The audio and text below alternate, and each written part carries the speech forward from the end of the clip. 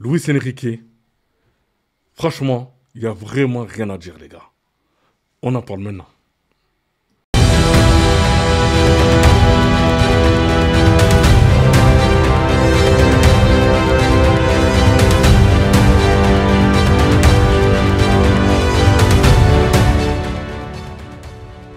Salut les dribbleurs, j'espère que vous allez bien. C'est parti pour le débrief du match entre le Paris Saint-Germain et le Barça. Le Barça qui évolue sur un 4-2-3-1 et le Paris Saint-Germain sur un 4-3-3, les gars. Donc il y a tellement de choses à dire concernant cette première période. Alors, pendant les 20 premières minutes du match, j'ai trouvé un Barça qui a mis énormément de pression au Paris Saint-Germain. Notamment, ils ont muselé Vitinha. D'accord, Vitinha qui n'arrivait pas à trouver de solution. Ensuite, on avait Fabien Ruiz qui était un peu isolé. Donc, à chaque fois qu'il avait le ballon, ben, il trouvait à chaque fois les latéraux. Donc, des fois, il trouvait soit Hakimi ou bien Barcola. Mais après, que dire, les gars? Franchement, Paris, il y a des moments, c'est vrai qu'ils pouvaient tuer le match d'entrée. Mais il manque quelque chose. Ça se voit qu'il manque un joueur assez percutant. Un joueur qui peut faire des dégâts en attaque. Hein. Quand je dis ça, je pense à Ousmane Dembélé. Mais c'est vrai que par moments, le Paris Saint-Germain avait des occasions pour casser les lignes, d'accord, mais c'est dommage. Il y avait beaucoup de mauvais choix de la part de certains joueurs, hein. Notamment quand je passe à la contre-attaque de Hakimi. Hakimi, malheureusement, qui ne met pas le ballon au deuxième poteau et qui a voulu accélérer et il a perdu le ballon. C'est vraiment dommage parce que c'était vraiment une occasion gâchée pour rien. Ensuite, c'est vrai que par moments, j'ai trouvé le positionnement de Mayoulou qui était un peu, comment dire, qui était pas trop disponible par rapport à ses coéquipiers, hein, qui avaient le ballon. Barcola, bon, c'est vrai qu'il a essayé de percuter avec sa vitesse sur le côté avec Koundé, mais parfois, voilà, c'est vrai qu'il avait des occasions pour marquer, il était un peu maladroit, et voilà, c'est pour ça que des fois, Barcola ne comprend pas pourquoi des fois il est sur le banc du côté de Paris, mais c'est à cause des occasions comme ça. Parce qu'il est tout le temps. Il percute, il dribble bien, mais à chaque fois, dès la finition, il a toujours un gros problème de finition. Et c'est pour ça qu'il est toujours sur le banc. Donc j'espère que avec le temps, Luis Enrique va le faire travailler ce côté-là, parce qu'il peut faire quelque chose. Et franchement, si il s'améliore sur la finition, vraiment Barcola, hein, il peut faire tellement de dégâts hein, avec cette équipe du Paris Saint-Germain. Mais c'est dommage, c'est comme ça. Mais j'espère qu'il va le travailler avec Luis Enrique.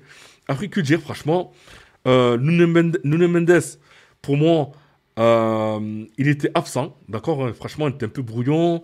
C'est vrai qu'on n'a pas trouvé un joueur qui était en dedans. Ok. Après, la défense, franchement, ils ont fait Pacho et Zabarni, ben, ils font leur taf, hein, les gars. Franchement, en plus, Zabarni qui sauve un but que Ferran Torres allait mettre. Mais heureusement qu'il a taclé et heureusement qu'il a été là. Et après, que dire, franchement, le Barça, à un moment, ils ont des faits d'action où ils pouvaient marquer deux, trois fois. Déjà, que dire, Lamine Yamal, franchement, les gars, que dire, franchement, ça se voit qu'il y a une tension quand il a le ballon. On sent que les joueurs ont peur. Vraiment, ils ont peur. Hein. À chaque fois qu'il a le ballon, remarquez, hein, il y a toujours deux joueurs du Paris Saint-Germain qui sont sur lui. Eh ben, ça n'a pas loupé. Hein. Je l'ai dit dans la dernière vidéo, Lamine Yamal peut dribbler n'importe qui. Vous avez vu, hein, il est réallé, roulette, crochet, déjà dès l'entrée de match. Hein, roulette, crochet. Hein. Donc, déjà, pour vous montrer que le joueur était déjà chaud, il veut faire vraiment un bon match contre le Paris Saint-Germain. Mais malheureusement, voilà, c'est vrai qu'ils ne peuvent pas mettre tout sur Lamine Yamal. Après, il y a Pedri aussi pour faire le jeu. Il y a Frankie de Jong. Hein. Et Ferran Torres, parce que Ferran Torres aussi, on va en parler, parce que c'est vrai qu'on n'en parle pas beaucoup, mais honnêtement, les gars, il fait tellement d'appels de match hein, quand il joue en Liga et même en Ligue des Champions. Franchement, c'est énorme le travail qu'il fait Ferran Torres. Hein. Et d'ailleurs, on voit que celui qui marque le premier but du Barça, juste à un fait de jeu, hein, quand le Barça a commencé à accélérer le jeu, à jouer en une touche de balle, d'accord. Là, on voit quoi? On voit Ferran Torres qui se libère de la défense hein, grâce à une passe lumineuse de Rashford. Et Rashford, les gars, hein, franchement, je l'ai toujours dit, il n'est pas encore à 100%. Quand il sera à 100%, il va faire des dégâts. Bref, le but qui vient de Ferran Torres qui marque donc 1-0 pour le Barça. Et après, je pense qu'à un moment, il y avait beaucoup de doutes concernant le Paris Saint-Germain. parce qu'on ne sait pas. On s'est dit, bon, là, franchement, c'est vrai qu'il manquait pas mal de joueurs. Paris qui commence un peu à se poser des questions. Et après, qu'est-ce qui s'est passé? Il y a eu deux actions que le Paris Saint-Germain a gâchées devant. Et après, Nuno Mendes qui prend le ballon, qui fait une chevauchée extraordinaire, hein, d'accord, jusqu'à une faute de Frenkie de Jong. Et là, je pense qu'à ce moment-là précis, les gars, le Paris Saint-Germain est rentré dans son match. Ça y est, Nuno Mendes était réveillé, il est rentré dans son match, il a été bon beaucoup plus offensivement que défensivement, d'accord? Mais là, ça y est, il est rentré dans son match. Dès la première percée, une faute. Et ensuite, il a essayé une deuxième percée, les gars. Là, c'est passé. Il a fait une passe pour Mayoulou. Mayoulou qui se démarque bien et qui marque. Hein, donc, un but partout. Et là, franchement, ça y est. Moi, pour moi, c'est bon. Le Paris Saint-Germain commence à se réveiller. Le Barça, ben, du coup, qui commence un peu à se poser des questions. Parce que voilà, c'est vrai qu'ils ont pas tendance à voir. Ils ont tendance à voir certains joueurs du Paris Saint-Germain. Hein, d'accord? Que ce soit Désiré Doué, que ce soit Dembélé. OK? Mais là, que ce soit même João Neves et même, comment s'appelle, Marquinhos, mais là, on voit vraiment une autre équipe du Paris Saint-Germain qui peut faire quelque chose, hein, contre cette équipe du Barça. Le Barça aussi peut marquer.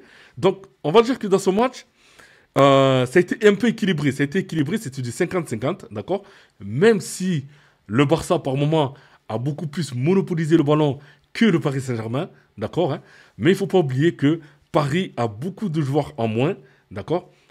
Le Barça aussi, hein, parce que quand je pense aussi à Rafinha qui n'est pas là, d'accord? Parce qu'imaginez-vous, si Rafinha était là, Lewandowski était là, c'est vrai que, voilà, ça peut donner autre chose. Et là, Lewandowski, il n'a pas commencé d'entrée. Là, c'est Ferran Torres qui commence le match. Donc voilà. Mais après, de l'autre côté, maintenant, j'ai envie de parler aussi de Rashford. Rashford, sur son côté, ben, côté Barça, franchement, il n'y a rien à dire, hein. Il fait son match, il est très bon, il percute, il va vite, il dribble, il centre, il se rend toujours disponible. Franchement, Marcus Rashford, faut faire attention, les gars. Petit à petit, il commence à avoir une place de titulaire dans cette équipe du Barça, sachant qu'il y a Rafinha, d'accord? Sachant qu'en plus, il y a d'autres joueurs derrière. Franchement, voilà. Moi, en tout cas, je suis très content pour Rashford parce que je trouve que c'est un joueur qui mérite tellement plus, hein, d'accord?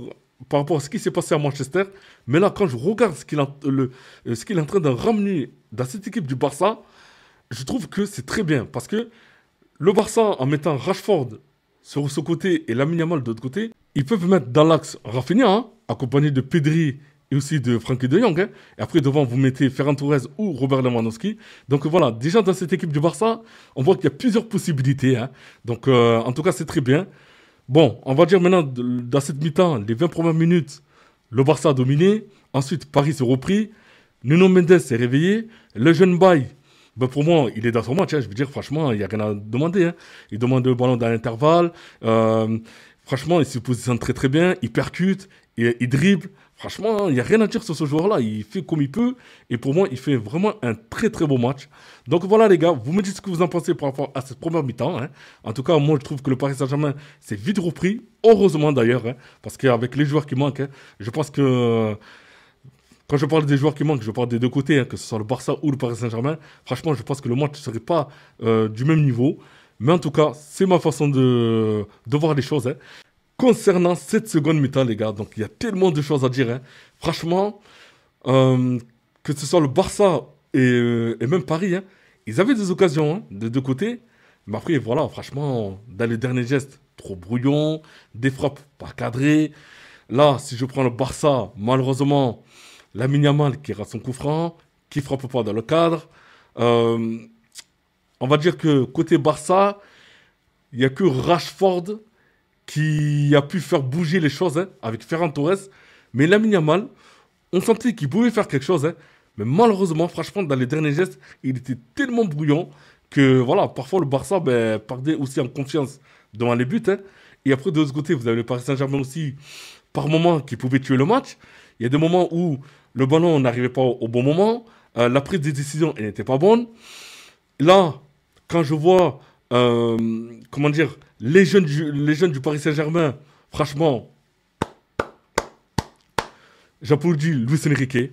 Franchement, le nombre de personnes qui l'ont descendu dans les réseaux sociaux, et je ne vous dis pas. Mais pourquoi il va faire jouer les jeunes? Mais ils n'ont pas d'expérience. Pourquoi il n'a pas trouvé d'autres joueurs? Gonzalo Ramos, pourquoi il ne fait pas jouer d'entrée? Les gars, le coach, il connaît le football mieux que quiconque. D'accord? S'il a fait rentrer les jeunes, il connaît leur potentiel. D'accord? Parce que tous les jours, il les voit à l'entraînement. D'accord? Là, franchement, les jeunes, moi, ils me font plaisir quand je vois les jeunes du Paris Saint-Germain. Honnêtement, en termes de qualité, c'était très très bon. Ils n'ont pas à rougir. Franchement, jouer contre le Barça en Ligue des Champions, c'est vraiment quelque chose, les gars. Et là, franchement, ils ont fait le match. Ils ont fait le match. Sachant qu'en plus, quand vous regardez Achraf Hakimi, je vous ai dit tout à l'heure, lors de la première mi-temps, quand le Paris Saint-Germain était en contre-attaque, d'accord? Il avait la possibilité de donner le ballon au second poteau, mais il a fait l'erreur de rentrer dans la surface avec le ballon et il a gâché toute l'action. Et là, quand on regarde en toute fin de match, il a fait ce qu'il fallait faire. Il n'y a pas besoin de rentrer et courir dans la surface, non. T'as que juste à qu'à centrer. Et le ballon est arrivé dans les pieds de Gonzalo Ramos.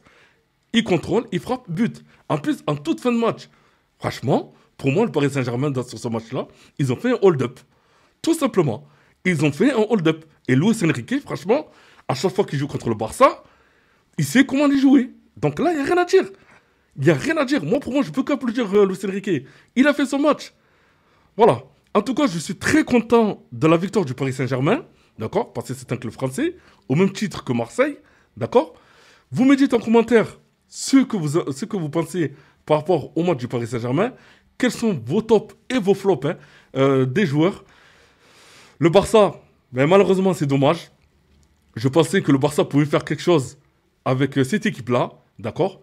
Mais c'est pas passé. Peut-être une prochaine fois, d'accord? Mais en tout cas, voilà. Paris a fait son match, Paris a joué, Paris a gagné. Donc maintenant, vous me dites en commentaire ce que vous en pensez. Donc n'oubliez pas de commenter, liker et aussi de vous abonner, les gars. Et je vous dis à demain pour une prochaine vidéo. Bye bye!